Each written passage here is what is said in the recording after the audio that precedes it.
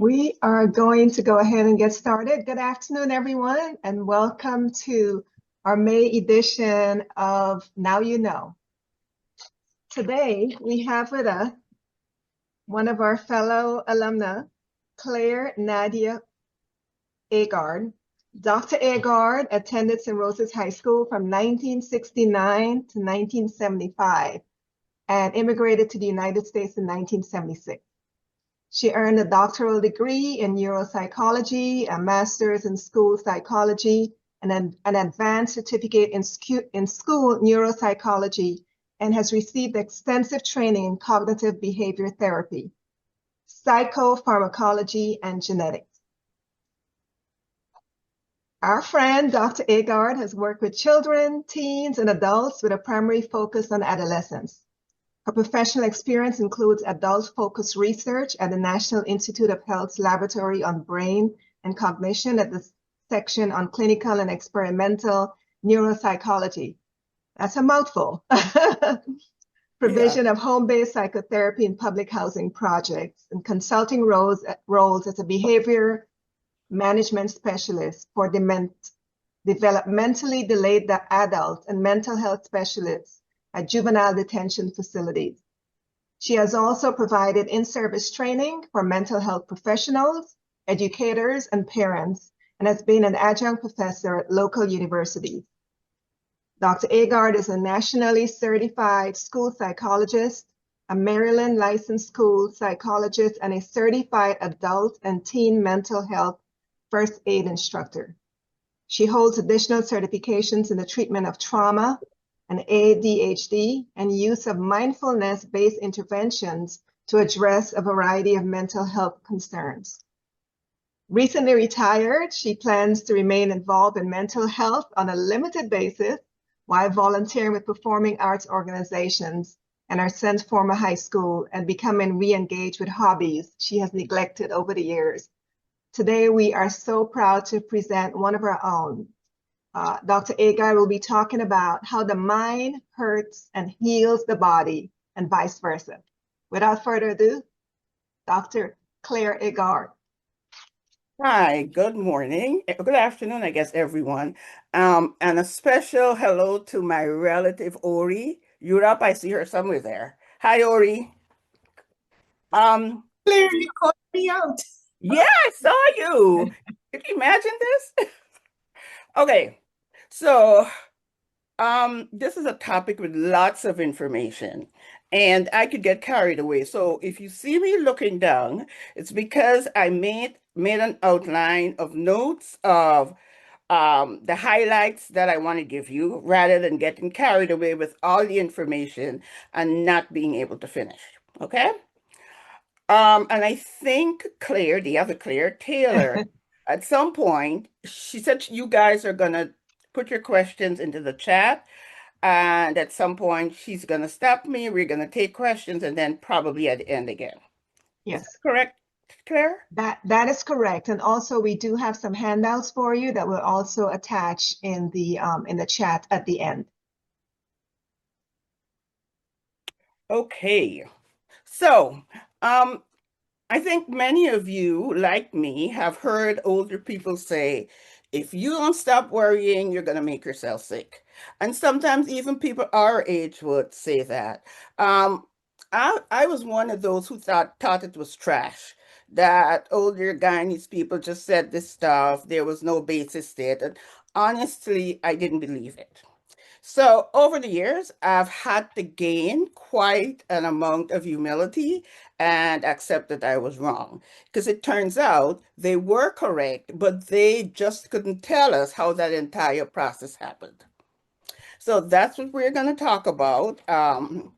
Basically, how stress can result in physical illnesses, how physical illnesses can result in emotional illnesses, and the mechanism by which that happens. Okay? So first I want to start with some definitions. When I use the term trauma here, I'll be referring to dangerous or frightening events that have lasting negative impacts on someone. And those impacts are often disruptive to their everyday functioning.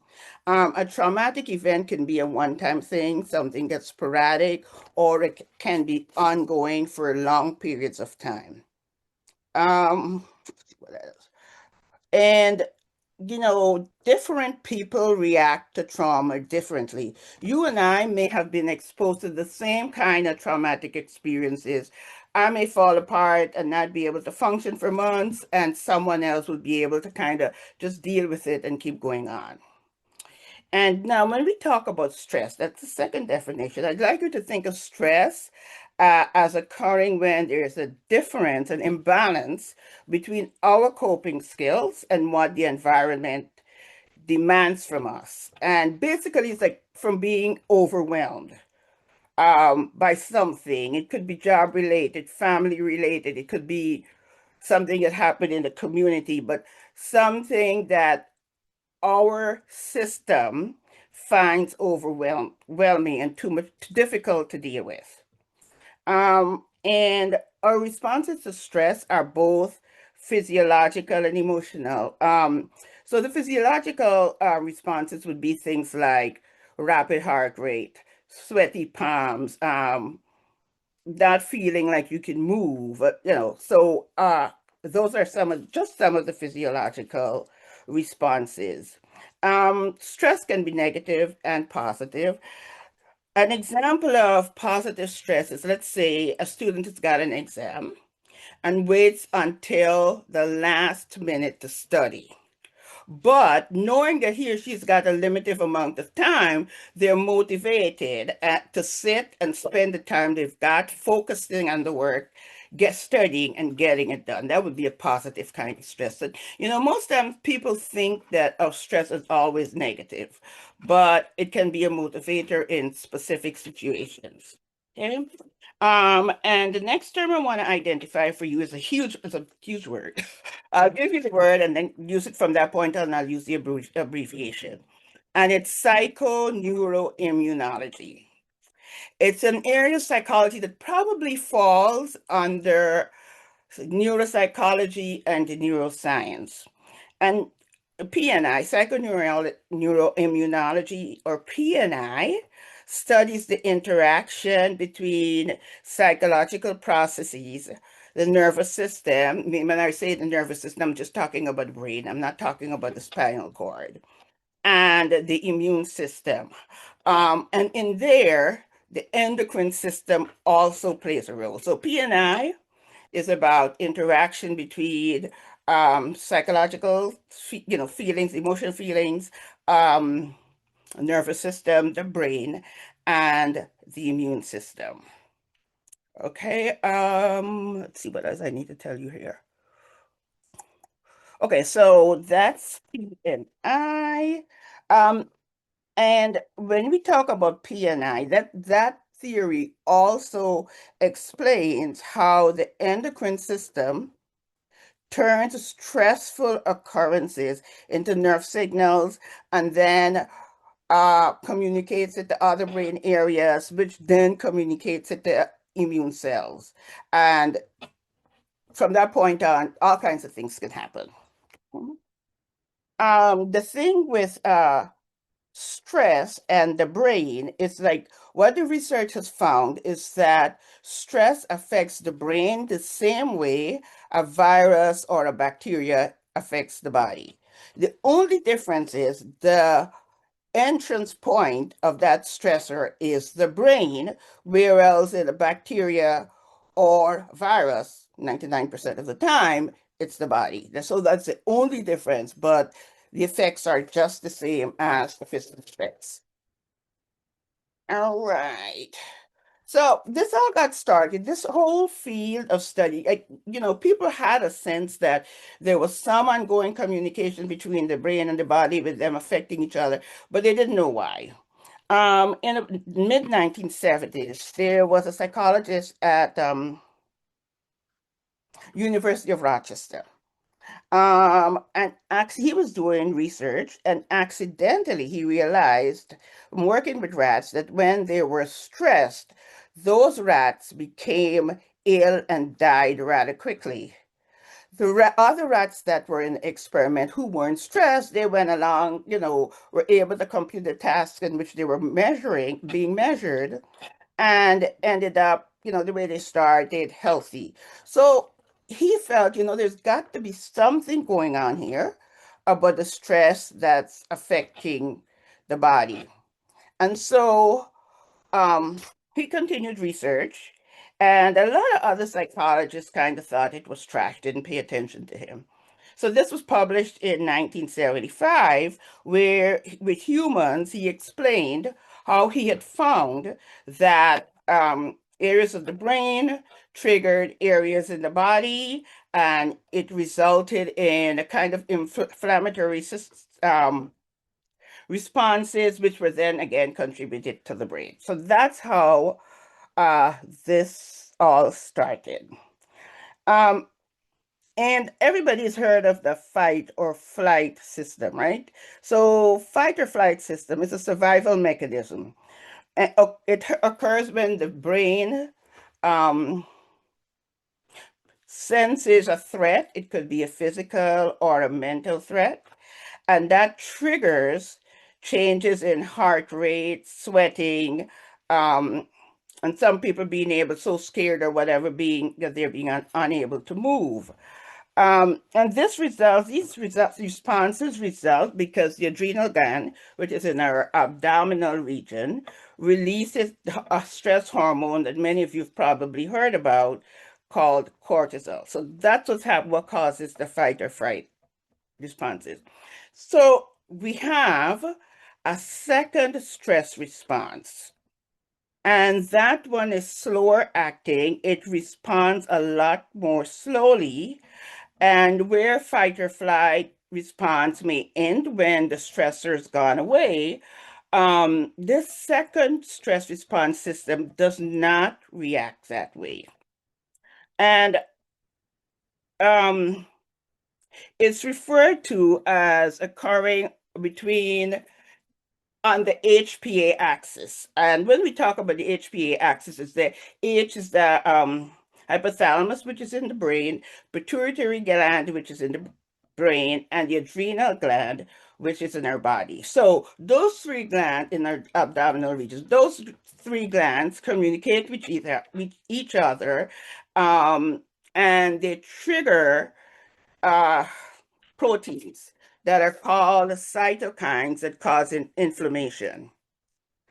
So at the base of our brain, there are 12 nerves begin at the base of our brain, and 11 of them end in our faces to control things like chewing, your eyes, mouth movements, all of those things.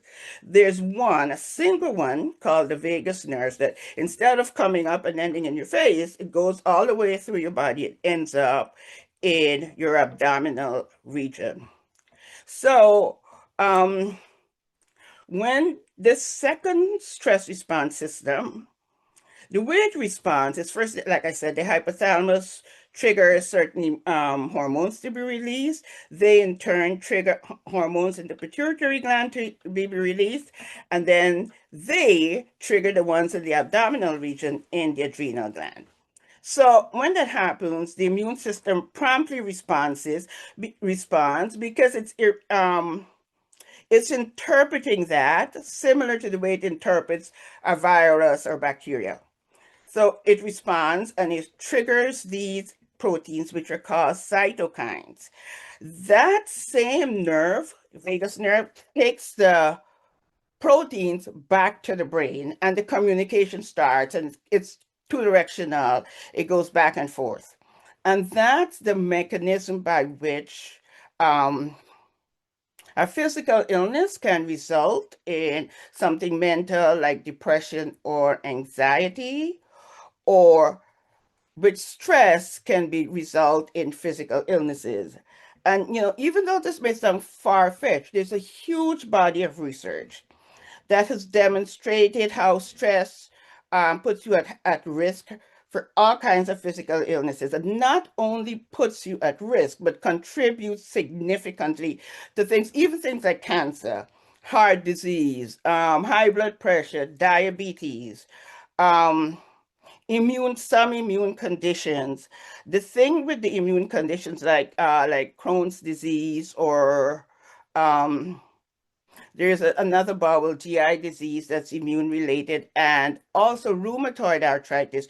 We see them in both genders, males and females, but primarily in females. Okay, so this stress can trigger all of that, and that's because it results in inflammation in the body. And the inflammation is what contributes to these physical illnesses. In children, you may see difficulty learning in school, difficulty focusing, difficulty with memory. You may also see acting out, engage in teens engaging in risky behaviors. So, the stresses can really, really be destroying. Okay.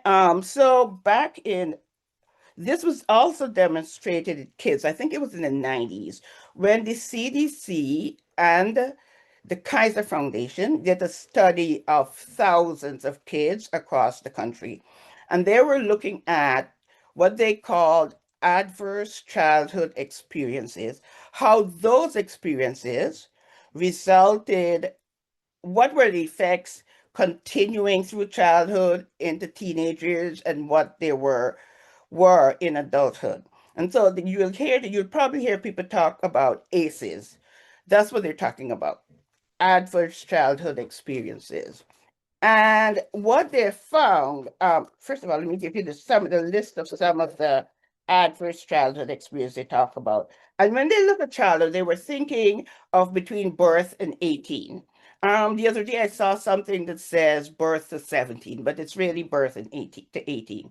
Things like physical, emotional, sexual abuse, bullying, homelessness, anything that is negative in the child's life, poverty. And the reason poverty is looked at as an adverse experience for kids is because when you're poor, your nutrition may suffer. You don't get proper health care because you more than likely don't engage in preventative health care. Areas you live may not have be the best areas. They may be violent. So that is why poverty is looked at. So it's not that anybody's casting judgment on people who are poor. It's just looking at the negative outcomes of poverty. So another childhood adverse ACE would be parental incarceration, divorce, involved, in the child welfare system, children in foster care, medical trauma, neglect, community violence, and the last one, which may surprise you, is racism. There's a whole a term referred to as racial trauma, and again, that's been supported by the science. Um, and I don't know if you've heard the term epigenetics. What epigenetics is how external factors influences or results in changes in the genes and how the genes are expressed. So think about it. If your gene is changed and you have children, you are more than likely going to pass on that altered gene to your children. So that's one of the ways in which you see an generational trauma from racism. Part of it is genetic, and part of it is because individuals who have been subjected to racism react in ways that others don't do. They may withdraw, they may become lack trust, they may not have the resources um, to counter their experiences. And in racism, what the science has often found is that people who have been exposed, when you've been exposed to racial trauma, and let's say you've had that in your past, and today you have another trauma that occurs because of your race. For instance, cops stopping young black men and frisking them and having them sitting on the sidewalk just because there's been a report that a young black male committed a crime. So they're going to stop everybody that's black male. And in situations like that, the individual goes through that particular traumatic event, but what also is unearthed, all the trauma they've heard their parents talk about that's occurred because of their race, trauma they've seen other people like themselves subjected to. Um, and so we may tend to think that only African Americans have been subjected to racial trauma, but that's not true. We know about the Holocaust. It's just some people have adjusted better than others for a variety of reasons. We know about the Holocaust, so the Jewish people have been subjected to racial trauma. Also in this country, where Native Americans have been forced to live on reservations, so they kind of like ostracized and have their own communities. And that group, um there's a large incidence of alcoholism and drug use in Native American community. And it's suspected that a part of it is because of the generational trauma they've experienced. And so let's go back to African Americans. You may often hear, and even many of us as immigrants, we look at African Americans and say, why can't they do better? Slavery happened so long ago. They need to get over it and pull themselves up by the bootstraps. Well, racial trauma and what it causes is one of the reasons that you see um, some African Americans not being able to move past it. And what, in terms of ACEs, what they've, all races, also people of all levels of socioeconomic status, um, are experience ACEs.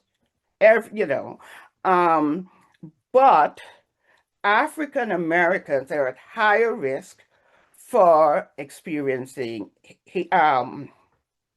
an adverse childhood, having an adverse childhood experience. And that's primarily because of the racism, the systematic racism. Some of it is subtle and we don't see it. And then, so we may not think that, that's what's going on with them. So what studies have found that minorities, I think, but more people, most people had at least one ACE, one adverse childhood experience. When you get up to four, having been experienced four adverse incidents, the chances of you developing a physical or mental illness is greatly increased. So they've got I think it's approximately 60 or 62% of people have had at least one ACE. And then there's about, I think it was like 17% had four or more ACEs. And I mean, I certainly didn't think of it, but when you think about moving from one culture to another, especially if you do it as a child or as a teenager, that's an adverse childhood experience. And when I think back to when I came here a couple of days after my 18th birthday, and I went to Howard. And at that time, students at Howard were like dressing to kill, dressed in suits. Some of the women dressed in suits, some of the males dressed in suits. And of course, there were the others who were dressed casually.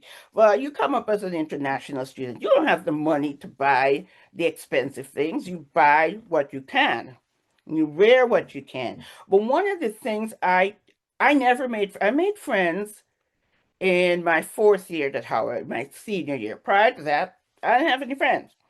And a part of it, students at Howard had this habit. If I had an accent and you're talking to them, they would say what? Like you're speaking a different language. And I remember I used to find that so rude. But for me, being at Howard as an undergrad was stressful. Even though there was a community group with, Guyanese, Trinidadians, blah, blah, blah, and they used to hang out they used to call it the tree, and they'd hang out there. I don't know, for some reason, I wasn't a part of that group. And so for me, the 4 years in undergrad at Howard was much different from my teenage years in Guyana, where I was very social, doing all kinds of things with friends. So while we may not have thought about it before, give it some thought. And you may realize that moving here, or for any immigrant, moving to a completely different culture is traumatic. So um, for us and for other immigrants, we may want to include that as an ACE. I think I mentioned heart disease and hypertension and cancer as some of the illnesses that occur. And these illnesses, I'm talking about illnesses that occur in adulthood, not illnesses that occur in the children. The children who are subjected to ACEs may have emotional difficulties at school, acting out, difficulty learning because they can't retain information. So you see memory difficulties. But in adulthood, primarily because of a change in the gene expression, you see adults who've had like 4 or more ACEs having a lot of these health problems, type 2 diabetes, um, obesity, depression, anxiety, those kinds of things. And I think I mentioned with the autoimmune diseases, you see a lot of them occurring mostly in women. One of them that's been that I didn't know it was autoimmune until I read the research is MS, muscular sclerosis. It's one of them that has been linked to ACEs. Um, And with the autoimmune immune diseases, they are linked to specific kinds of ACEs, specifically to things like emotional neglect, sexual abuse, physical abuse. Those are the things that are most likely, more than any of the other ACEs, to result in an autoimmune disease um, in adulthood, during adulthood. So before Claire, Yes. can we do questions here? Because the next thing I want to go on to is like protective factors and what you can do. Okay. Well, we have Raymond in the chat. He said that that was such a great point. Migrating and moving to new environment is quite stressful, bordering on traumatic. And he said he wanted to head back home to Guyana every day he woke up for the first year. He lived in Toronto. Yeah, I can relate. I can relate. And for me, because Howard was just so Howard is not the way now, it's not the way it was. It was like very, very classist when I was there. And I remember when you were applying to Howard, up to, I think I went there in 1976, and up to 1975, you had to attach a photograph. People came to believe that what I don't know if this is the reason, but people came to believe that they were looking at complexion. And so people started objecting, and so that stopped in 1976, my first year there, the year I applied. But it was very classist. Even the students who weren't dressed in suits were dressed well. And so you don't fit in because you have an accent and people act like you're speaking a different language. You don't fit in because you can't dress the way they do. You don't fit in because there's so much about the culture you didn't necessarily understand. So yeah, Raymond, I don't know if you and I are the only ones, but yep, it definitely was traumatic. Um, Graduate school was a lot better for me though. A lot better. So a question, Claire. So a lot of times, and this is a question, whether people even realize that they've had these traumas. And so or even as it's happening, not realizing that it's really occurring because maybe they blank it out and then um, it starts to affect the body. no, it's not, no, I don't think they blank it out. But this is if you, for instance, take poverty, right?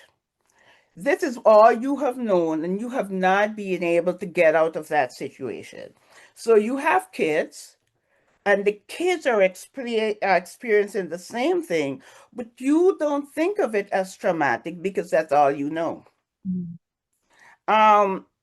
I mean, I'm sure there are instances in which people block out traumatic events, and then it may show up later in life in different ways. But with like the racial trauma, it's not they block it out. Some of it, the people recognize the overt kind of racial trauma, like the George Floyd thing, that kind of thing. But some of the other subtle things they don't necessarily realize. People who are critical of poorer African Americans, why they can't pull themselves up by the bootstraps, they don't stop and think what these people have been subjected to. This is all they know, and a small percentage may be able to move out of that, but the majority don't, and it's not necessarily their fault. And immigrants are often very critical and criticizing them. You know what I mean? Question, is that a question? Yeah.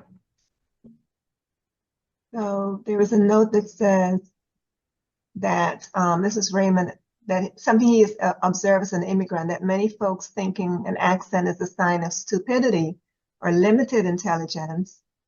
And something else he experienced seems like he always had to self-validate. After a while, it became emotionally draining.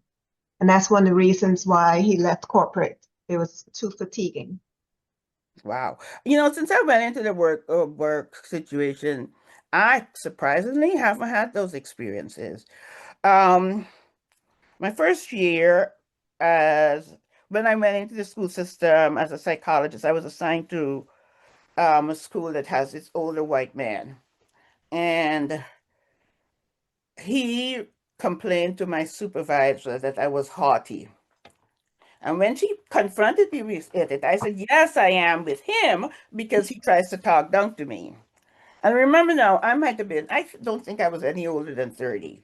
So that's why and he was one person and then the second experience I had to do an assessment of a child, and the parent she didn't want a black psychologist assessing her child. So in the work situation, two things I could think of overtly, it's only those two things. So my work experience has been um, pretty, pretty positive.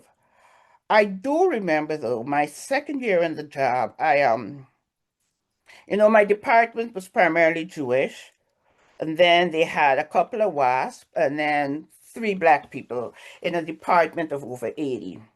And I remember there was a psychologist I was friendly with, and the day before a Jewish holiday, and I asked this question. I said, how come Americans talk about the separation of church and state, and Jewish high holy days are holidays? And I was genuinely asking because I didn't understand. And now this person who was supposed to be a friend of mine said to me, well, you all get Martin Luther King's Day. So she saw it as a race question. And that's not what it was meant to be. So I think those were the only experiences I've had. My other negative experience in my work situations have been with African American females. Uh, and I found them difficult to work with, but I don't know that's probably a cultural thing. I don't know what that's about. It's not my issue. I never really focused on it. So so the thing is, everyone who has had a traumatic experience or ongoing trauma does not become physically ill or develop psychiatric difficulties. And that's because of something called resilience. And also because people process trauma and stress differently. And resilience refers to the process of successfully adapting to difficult and challenging situations and moving through them without being damaged. And so think of resilience as just being able to bounce back. And what some researchers have suggested is that resilience isn't something innate. It isn't something you're born with. It's something that you have got to work on.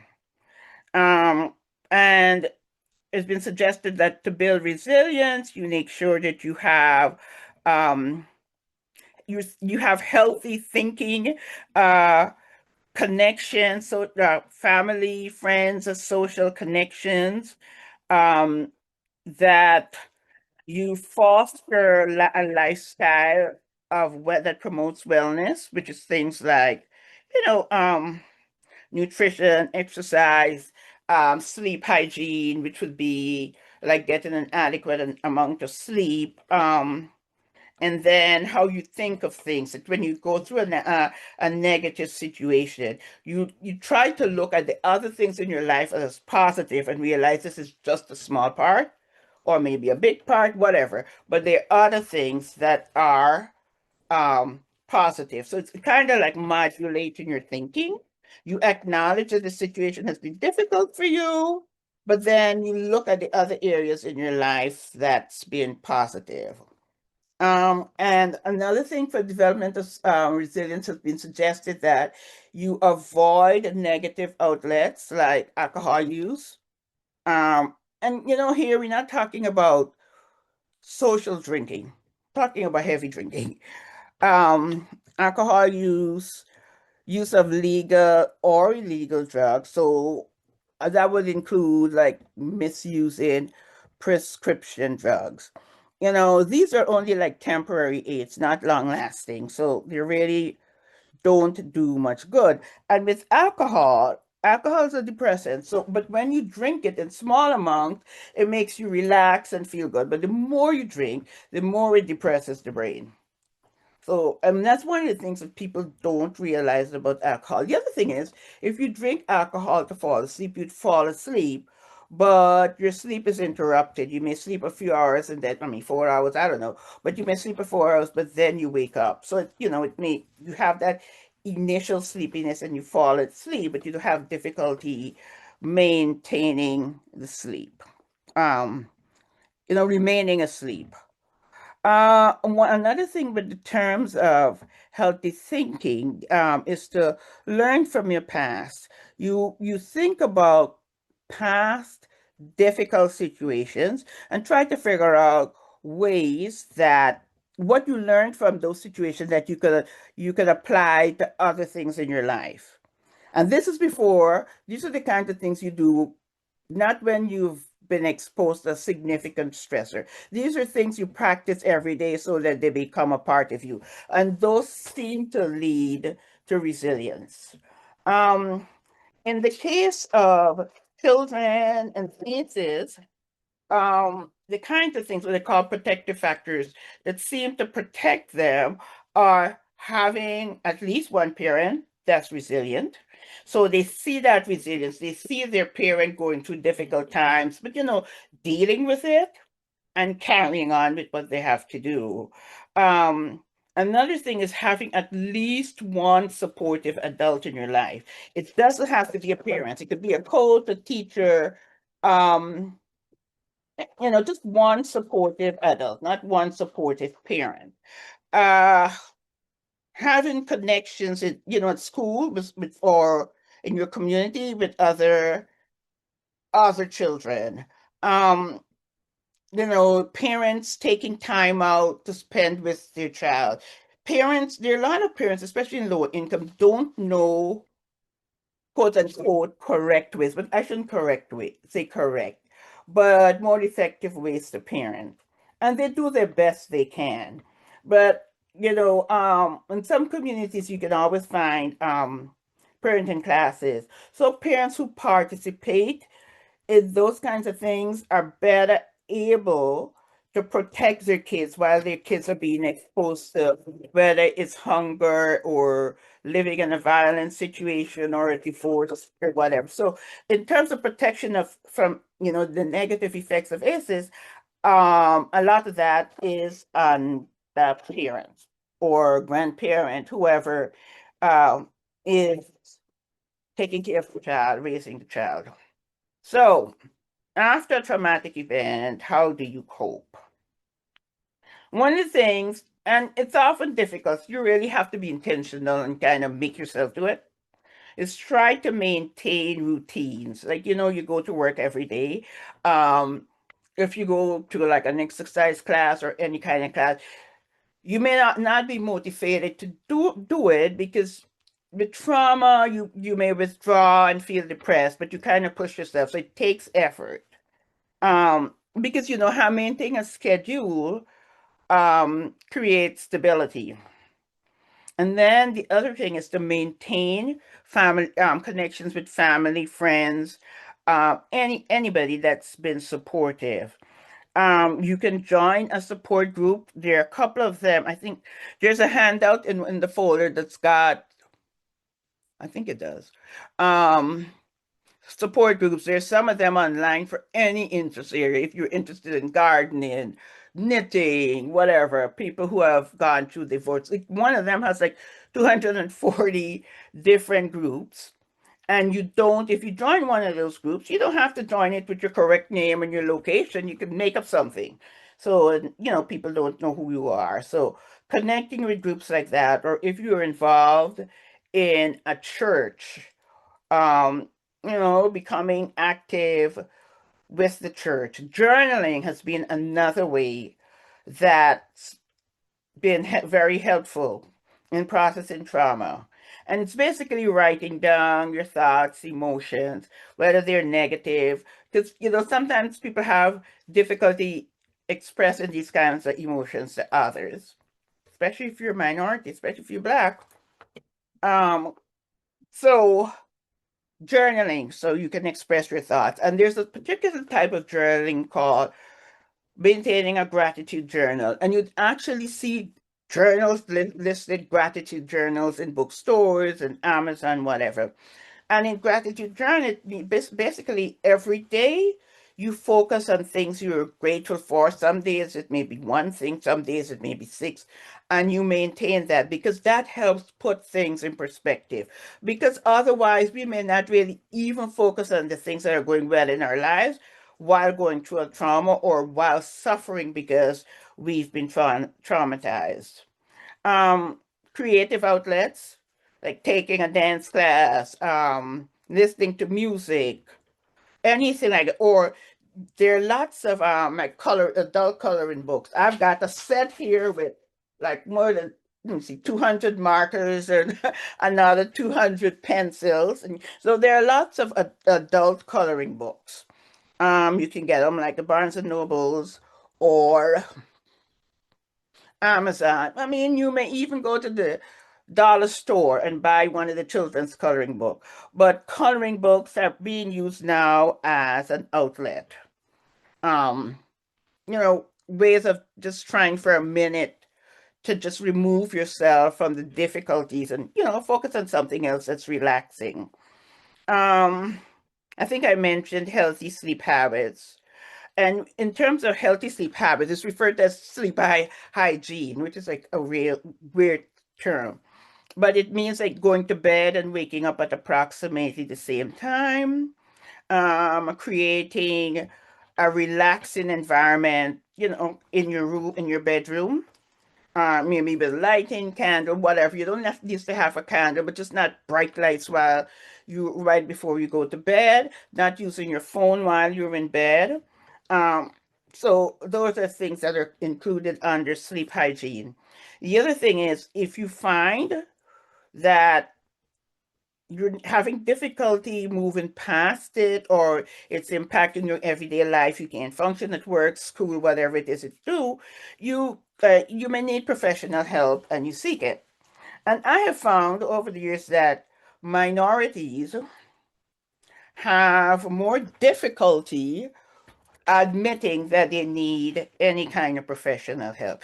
But what I have seen, I've been in mental health for God, 40, I don't know, 44 years, something like that.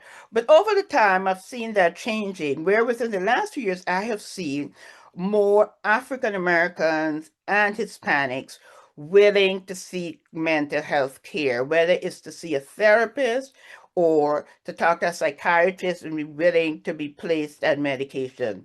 And I mean, for me, that's been a good feeling because when I've worked with children and teenagers, I've seen parents say, no, I'm not having my child put on medication. It's going to make him a zombie. My next door neighbor told me that. I read this on the internet and I'm not doing it. Now, For children like with ADHD, I've seen white parents. Sometimes the kids aren't even diagnosed with ADHD, but they come to you and they want you to diagnose the kids with ADHD. And then for kids who are legitimately diagnosed, they go to the physicians if it's medication or therapy, and they do it. And those children are successful academically. People in our groups, well, my group, Hispanics and groups like those, they're reluctant and their children don't do well. I mean, there are like three different types of ADHD, but um, it depends on not which type, but how severe it is. But those kids struggle, and they may struggle to learn not because they're stupid, but because they can't focus their attention to pick up the material and then remember it to producers if they have to do it for text or homework. And that's always been saddening for me because I've seen really, really smart kids whose parents are refusing to get help and the parents are functioning. And then the other things I've seen white parents do, one of the reasons they want their kids to be diagnosed with ADHD is to get extended time for tests like the SAT and what's the other one? But those entrance exams for college. And whenever I've seen that, I've thought, what is it? Why can't they say be thankful that their kid is well, I mean, I don't think of kids with ADHD and unhealthy, but why is it they can't be thankful that they don't have a neurodivergent kid? And when I mention neurodivergent, I'm talking about a kid whose brain functions differently from others. They can't be thankful of that, but instead they're going out trying to look. I mean, they've already got benefits that people from other groups don't have, and they're trying to seek another benefit. And that's something that's always angered me. So yeah, getting help, seeking it. If you think you need, um, you can't get past it, and then consider the things that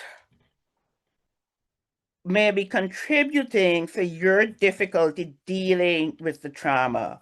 It may be difficult relatives. It may be co-workers, whatever. And in those situations when you can control your interactions with those people, you limit them. Like for instance, lots of times I'm at home and it's not people who are difficult. I just don't like talking on the phone, which is unusual because when I was young, I spent a lot of time on the phone. And so there are times I'd be here and I'd be at home all weekend. I haven't spoken to anyone. The phone would ring and I'd just let it ring. I have got like a specific ringtone set up for my son. So that's the one ringtone, that's the one call I always answer. So if you have had a difficult situation and you've been traumatized, you're having difficulty coping with it, and you find being around certain people um, intensifies those difficulties, then you avoid them because subjecting yourself to environments with people who create more stress has damaging effects on the brain. And we don't think about the importance of our brain because think about it, everything, all bodily functions, your heart rate, your breathing, everything is controlled by that brain. So you really need to take care of it. One of the handouts I think Claire I sent is one about something about taking care of your brain as you age. Um, let's see.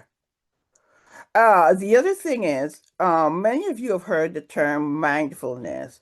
It's a form of medication, but it's like really simple. All it means is like focusing on the present, what's going on with you in your environment, what you feel, focusing on them and not being judgmental, not judging yourself when even if something negative come up. And there's a handout that's labeled relaxation techniques.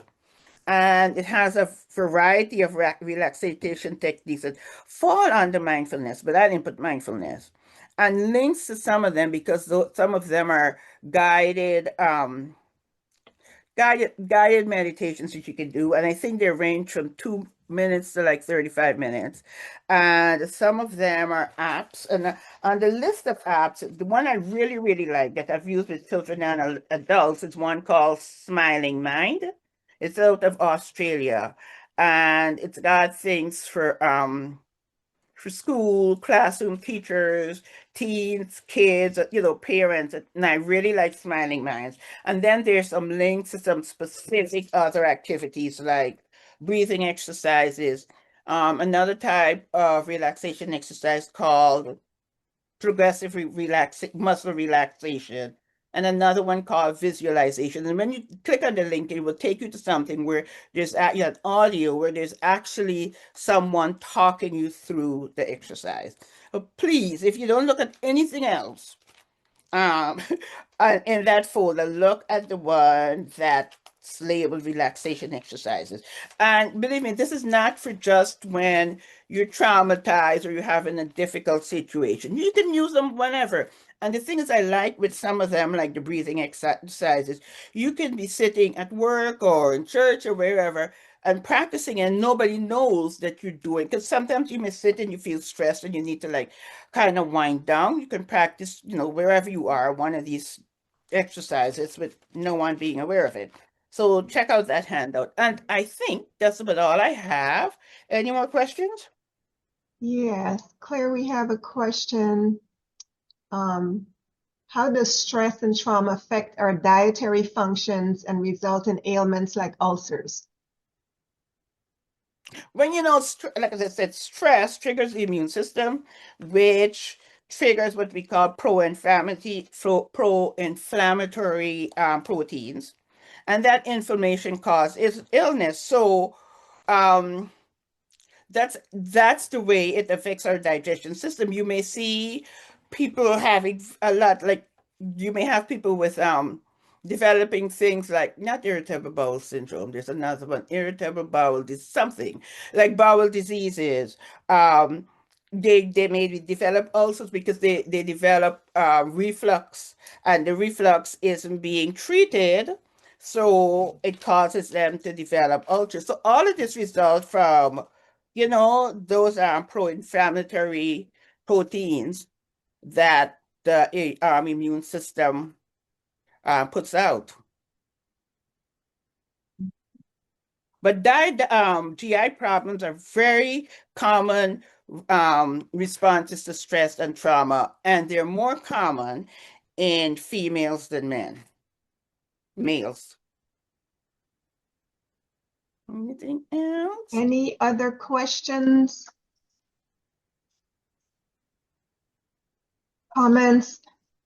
So Monica shared an experience that she had in the chat about working with someone who asked whether or not she had a degree. She said none. He thought she was lying and stated that anyone who spoke as well as she did and had such knowledge had to have a college degree. And he kept asking that every day. That's because And having to listen to that in their break room every day, she recognized, which is good, she recognized that it was stressing her out. And so she left. But you know what, Monica? It's probably because that person hasn't been exposed to people like you who may or may not have it, could be, and who speaks well. Because if you think about it, I don't know about you, but I write differently from the way an American person writes, and some of their grammar I don't use. So this guy recognized that you were doing something as correct, that was correct, and he was just baffled. So to me, that's a lack of exposure. Yeah, well, I think his thing was, I'm an immigrant and I was a new immigrant. That was within the first year when I came here. And I had worked already for 4 years or how much ever as a flight attendant and traveled around the world. Oh, And Monica. Guyanese just have a curiosity about stuff. We sit again and we know everything. So coming here, you just talking and talking about stuff and giving an impression. And he had not traveled anywhere. And his keeping badgering me about this thing that I must be educated in some way, like to know how to go and travel and gain all this information, it was so dumb, but it was a new experience for me too, in sitting down one-on-one with an American as a new immigrant and not understanding, as you were saying, their cultural thing or the way they think. So whether it was his biased, whatever thing, somebody of color, somebody foreign, how could you know all this stuff? You're from a little third world country. And so he just kept going on, and I couldn't believe that eventually I realized this guy got a problem. And I just left. I stopped doing that. I was working there, and people who didn't go out to lunch, they would just go in this boardroom and eat. And he would come in and, you just strike up a conversation, pass the time. But this was every day. And after a while, I just stopped going. But that was a real immigrant experience into learning culturally about Americans and some of the stuff. Of course, later when you get into college and so that's a whole lot. Yeah, I mean, I don't know how many of you have had people say, oh, you're not like the others. And they think when they say that to you, it's a compliment. And it's because you're well spoken and they've got this idea in their head of what Black people, how they speak, how they behave, what they dress, how they dress. And they say, oh, you're not like that. And they feel like they're complimenting you. That's something that has bothered me over the years, but. There are many immigrant experiences that are one-on-one. And so much so, I remember discussing it with this friend I had, Karen Wills, and we had discussed about writing a book about the immigrant experience, and the immigrant experience isn't just about coming to a big city with these millions of people and all these cars and whatever. It is more like the interaction with people. And we had really discussed that seriously. And she said to me, oh, I have lots of stuff I've written down, because she was a prolific writer. You need to start writing down your experiences. Yeah, we can put this in a book, and immigrants will buy it because they will understand, where we're coming from and stuff, but that never happened. Thanks, Monica. I think Andrea Charles, Chandra, you had your hands up. Should put my hand. Hi, good afternoon, everybody. I was just going to say something similar to what Claire just said, where you become their Black person. And I had experienced two very critical issues, once in Houston and the other first in New York, where I was their special Black person, because I was a cigarette smoker, and most of the cool white people smoked. And so we all had a special room that we were allowed to go to smoke. And after going to this room and hanging out and recognizing our work levels and all of that, I was then asked if I needed an assistant. Now, I had issues with that, because it means that you have to, at least for me, you have to then train somebody to do something. So for me, that's taking time from what I have to do. But I insisted, oh, Andrew, you must have an assistant. But here's the trouble. I didn't get to choose who it was in terms of selecting whom I might want to choose. So it turns out that they then sent me 3 Black people. Of course. And 2 white people. And 1 Hispanic person. And I sat with my husband. I went to lunch one day with my husband and one of my girlfriends, and they said, here's my dilemma. And they both said to me, you know very well who you're going to pick. You're going to pick the person that best suits the position that you want. I said, yes, but what if it is another of my black people, which in my estimation turned out to be the right person for the position, but nobody liked her because they had already selected me as their black person. And that's the kind of experience I had in New York and in Houston. And believe you me, Texas is one of the most miserable places to live if you are from the Caribbean or Guyana. Believe you me, it is there is no real social life here outside of the Guyanese crowd that you know. People are fooled by this, oh, come to Texas, oh, come to Houston. That's not exactly true from any of my experiences and the experiences of my friends. But I didn't mean to take all that time, but that's fine. Thank you. We have one other person. Go ahead, Ariel. I have my hand up. Yeah. Yes, go ahead. I don't want to make a comment that anything went before. I, as a relative of Claire, just want to make make a statement to Claire.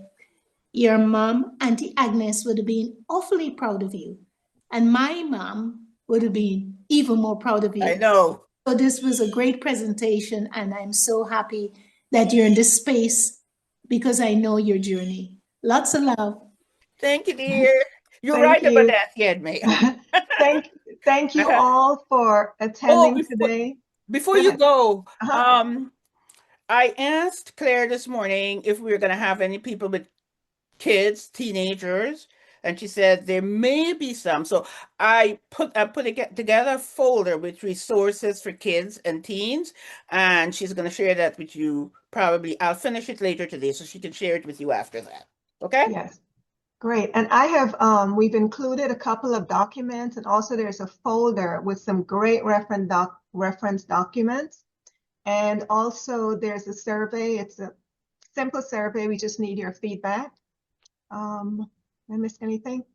Claire, thank you so much. You are This welcome, was my dear. very well needed. I think a lot of us don't realize how past traumas affect the way we live and breathe, really, and vice versa. So sharing that information with us, thank you so much.